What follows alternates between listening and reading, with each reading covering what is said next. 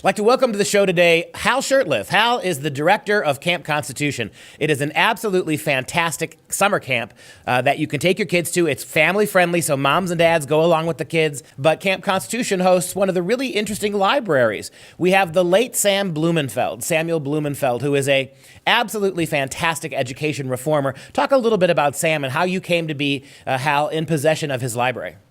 Well, I met Sam back in 1988 at a speaking engagement, and we became good friends. I would travel the highways and byways with him, hosting his speaking engagements, and got to know him really good, like a close friend. And he passed away. It's almost 4 years ago this month. Actually, June 1st, died of leukemia. And prior to his passing, he told me to take possession of his library and his papers. And on his deathbed, it was a Thursday. He died on a Monday. I told him that we will ensure that your important work will be there for generations yet unborn.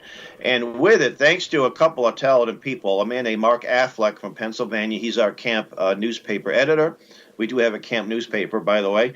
And our webmaster, Eric Conver. They created this thing called the Samuel Blumenfeld Archives, which consists of most of Sam's books in a PDF format, his alphaphonics, an online alphaphonics, so you can actually teach people how to read using our website.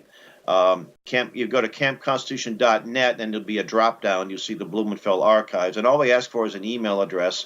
It's free. We do suggest donations to help be able to spread the word. There's also a handwriting course.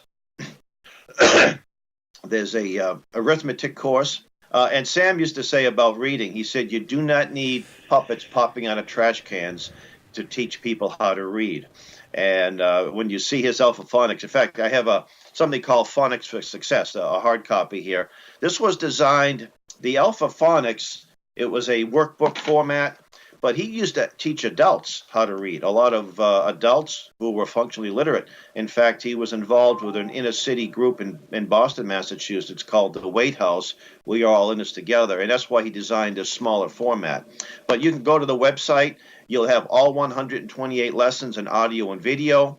And then he has a course on handwriting, a course on arithmetic, and all of his newsletters. He wrote a monthly newsletter for about 12 years, and many of these things are very timeless. In fact, I think my favorite one is dealing with the creation of a black underclass. He goes into the IQ test and the eugenics movement behind all that. It was very fascinating. Yeah, no, I want to make very clear, Sam Blumenfeld is one of the pioneering figures in American education over the last 120 years. He is a man who has written, has spoken, has taught and lectured on how to fix the schools, but nobody's listening. If we had simply followed Sam's wise advice over the last 50 years, our public schools would be not in the mess they're in today. So you have the entire archive there, and you generously make it free for people who want to use the materials. We always consider a donation to keep for the upkeep of the site.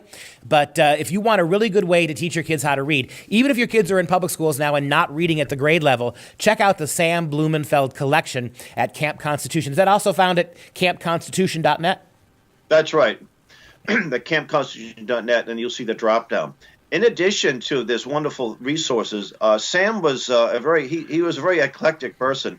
He corresponded with a lot of world leaders in the early 60s. There's correspondence between him and a man named Moshe Shombei, who was a leader of Katanga. He was the founder of the Jewish Society of Americanists. And all of that, I think, is here uploaded for the first time anywhere.